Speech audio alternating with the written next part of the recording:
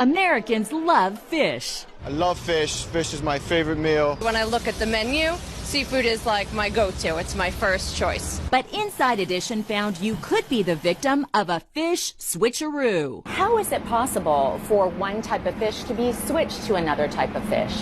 Alexander Papetis is the executive chef at Kalari Taverna in New York City and says it can easily happen in some restaurants. It's really people just capitalizing on people not really having a full knowledge base about fish. Even though these look very different right now when they're sitting here, they're not going to look as different once we cook them. So would we be a victim of a fish switch? To find out, we did some testing.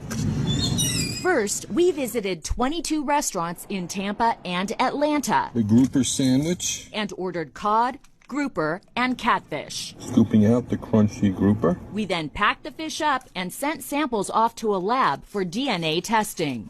Now get this, 33% of the restaurants in Atlanta gave us a cheaper fish than the one we ordered. At Noodles Restaurant, we ordered fried grouper, a local favorite. But what we really got, according to the lab, was an Asian farmed fish called swai.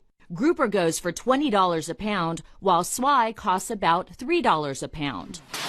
So what the heck is swai? Swai comes mainly from Vietnam, specifically the Mekong Delta, not the cleanest water in the world. This video also shows swai, farmed in overcrowded fish ponds.